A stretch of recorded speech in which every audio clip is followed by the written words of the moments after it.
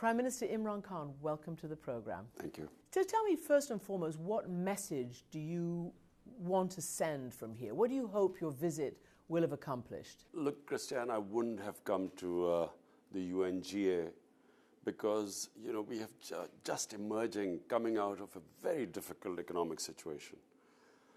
And so my presence is required in Pakistan. But what has happened in Kashmir is so alarming.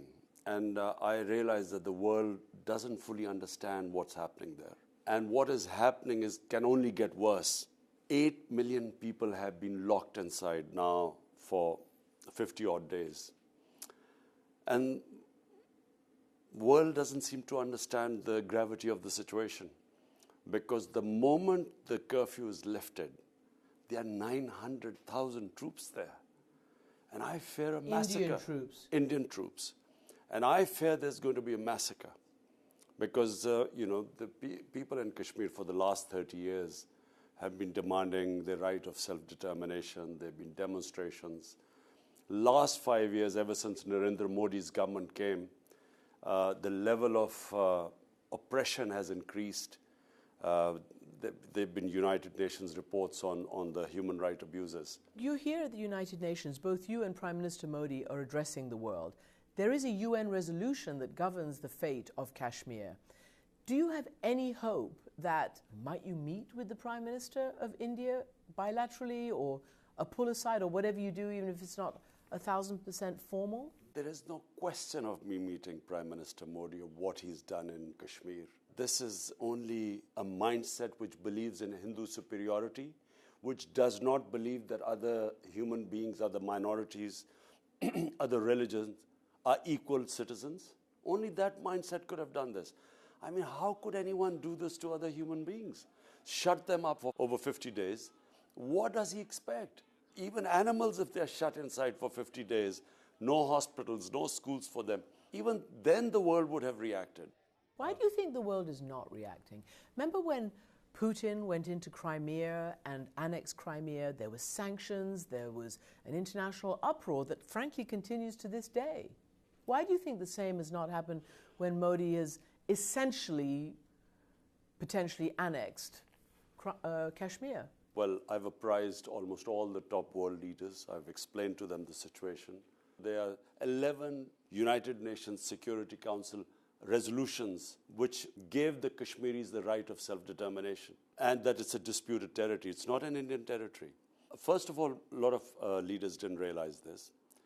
But I think even the ones who realize look upon India as a market for 1.2 billion people and trade and so on.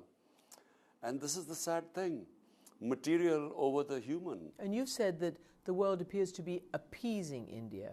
Let's just get one thing right. Narendra Modi represents RSS. He's a life member. RSS was this ideology which came about in 1925, inspired by Adolf Hitler and Nazism. They believed in the ethnic cleansing of Muslims from India. This ideology had A, the idea of Hindu supremacy, and B, hatred against the Muslims. They consider themselves the Aryan race. So this racial superiority ideology, it was responsible for the assassination of Mahatma Gandhi, who they believed was soft on Muslims. It was banned 3 times in India as a terrorist organization. These extremists have taken over India. Now, he is a very good friend and ally of President Trump. And President Trump, in fact, speaks warmly of both of you. And he says that he's had great meetings with you and great meetings with Narendra Modi, and he is willing and able to help and intervene if you should want. President Trump, head of the most powerful country in the world, he's best placed to do something about this. At the moment, he's saying, Narendra Modi, I want to help, but Modi doesn't want it. Why doesn't Modi want it? Because the moment this becomes internationalized, other countries come in and mediate, they will realize that the poor Kashmiris were denied the right for self-determination. And they will know what the human rights abuses are, which are going on in Kashmir. It's massive security forces which have locked in these people. So Narendra Modi does not want any outside people to mediate. He keeps saying it's a bilateral issue. When we try to talk to him, he says, It's a unilateral issue. So we go around in circles. But eventually, and this is my belief, this is what I think I've achieved from my trip here, I believe that the international community will move in. They will have to, because this is going to become a flashpoint. And of course, for people outside, and maybe even for you all inside, everybody's very aware that you're both nuclear powers, that there have been wars fought between you over this very issue in the past, and they're concerned that this might, as you say, become a flashpoint, but a terrible flashpoint. What can you say about what would your reaction be? How far are you prepared to go? Christian, that's why I'm here. If it was just something which would have remained localized between India and Pakistan, even if a conventional war, the world is not really pushed about it. But this can go out of control, and I'll tell you how. What the narrative of Narendra Modi's government is that the Kashmiris actually want this. This whole thing has been done to make Kashmir prosperous and develop. And Pakistan is the spanner in the works by sending in terrorists. They're already accusing us, I think, defense. They are saying it again, the military chief, that 500 camps are being used and Pakistan is mobilizing militants in Kashmir, terrorism. This was predictable. Why are they saying it? Because they want to divert the world's attention from what is going to be a massacre. So to divert the attention, this is the mantra that it's Islamic terrorism. And Islamic terrorism since 9/11 has meant that the world just looks the other way. You can violate all the human rights. You can do anything of those people by calling them Islamic terrorists. That's what India has done, Narendra Modi. My point is, what is Pakistan going to get out of this by sending in 500 terrorists? There are 900, almost 1 million troops there. What are they going to do there? Only thing they will do is that on the pretext of going after terrorists, there would be more oppression of the people of Kashmir. And secondly, they will divert the world attention towards Pakistan. And so I have specifically told Pakistan, people of Pakistan, anyone going into Kashmir will be an enemy of Pakistan and enemy of Kashmiris, for the reasons I've just told you. This is the first time two nuclear-armed countries are face to face. If this goes like it happened in February, I mean, we immediately returned the pilot when we shot down the plane, because we didn't want any escalation. And actually the world thought that you had behaved very responsibly in pulling back from that break. And I told the Indian public also, I said, look, if this goes further, it will soon spiral out of control beyond my hands and your Prime Minister's.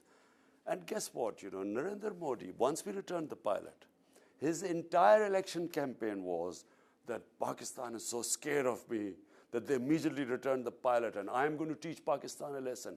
And this was a trailer. The film is about to start. The whole election campaign was this jingoism, this whipping up hysteria, war hysteria against Pakistan, and he swept the elections. In 6 years, India has changed, and I fear it is going to change even more rapidly. That's why I call it appeasement, because the world should take a stand. You do not, in this day and age, put 8 million people in an open jail, surround them by 900,000 troops. There are also other huge flashpoints going on, even around your neighborhood, and that is the tension now between Iran, the United States, Saudi Arabia, and the countries over there. You met President Trump. I think he asked you to do what you could in mediating maybe with Iran, I don't know. And you met the president of Iran as well. What can you tell us about any behind-the-doors diplomacy, behind-the-scenes movement in that regard? Well, firstly, Christian, it's so important that this conflict does not take place. Because apart from anything else, I mean, we already have Afghanistan on one side, this Indian problem on the other side. Last thing we want is a conflict on the other border in Iran and US and possibly Saudi Arabia, UAE. It'll be a nightmare for us. We are coming out of this very difficult situation where we had a massive current account deficit and we are just getting ourselves right. If the oil prices again shoot up, I mean, not only us, it's going to affect so many countries in the world, probably cause more poverty. And God knows how long it will go, because, so dangerous when people say that, it will only be a short war. To be fair to President Trump, all his instinct is against the war. Yeah. I know there are people pushing him. I feel this will be awful once it starts. So we should do everything to stop it. And I'm trying my best. I spoke to President Rouhani. And let's see how it develops. at the beginning, you were talking about the dire financial straits that Pakistan has been in, that you really should be there because you've got a major economic crisis which you're trying to fix. You were against an IMF intervention or IMF assistance, and then you accepted it. Why have you decided that going for the IMF is a better course of action? Christian, we inherited the biggest current account deficit in our history. It was such a huge gap that until we fixed our, increased our exports, curtailed our imports, there was a time lag. In that time lag, we had to service our debts. We had to service $10 billion worth of debts which had been accumulated by the previous government. How are we going to do it unless we didn't go to the IMF? We could have defaulted. They could have been run on the rupee, and the economy could have tanked completely. So we've gone through a difficult period, and mercifully, thank God, our exchange rate has stabilized. We lost 35% value on our currency, which of course caused inflation, which has hurt our people. But at least now we are stable, and the signs are exports are increasing now. The economy is on the mend. Country stabilized. So it's a great opportunity now to build on this. Now, we have campaigned for anti-corruption. We come into power. So when this is where the problem starts. Now we are trying to collect taxes because we have to collect taxes, to service our debts. And Pakistan was famously unable to collect taxes. I mean, for years, people weren't paying taxes. So the last 2 months, we have been, by the reforms we did, we have collected record taxes the last 2 months. Now, the problem is, the reason why people pay taxes, and we feel people will pay more and more taxes, because they trust the government. It's a credible government. I think successive American presidents and successive partners have wished that Pakistan would, realize that its biggest threat was from Afghanistan and the unstable border with Afghanistan. Can you say that Pakistan is no longer in the throes of that kind of militantism that has turned off your international partners for so many years? Well, first of all, Pakistan was not responsible for the US not succeeding in Afghanistan because there were 150,000 NATO troops, the biggest military machine ever. And we are being blamed from them not winning in Afghanistan. And we were always told that the problem is North Waziristan. That's the haven for all the terrorists and so on. If the problem was North Waziristan, the US should have succeeded in Afghanistan. In fact, the things are even worse now than before. So clearly the problem lay with a history of Afghanistan. They have always stood up against anyone invading their country. I mean, there was history with Soviets, then with British before that. I just felt that the US trying to find a military solution in Afghanistan when there never was one. And finally sense has prevailed that now this dialogue had started, and supported by Pakistan, and I feel really sad that in the middle it was scuttled. But I do feel, and we are trying, and when I spoke to President Trump, we are trying to again get the talks back on. Because, as I repeat, there is no military solution. Imran Khan, thank you very much indeed for joining me. Thank you.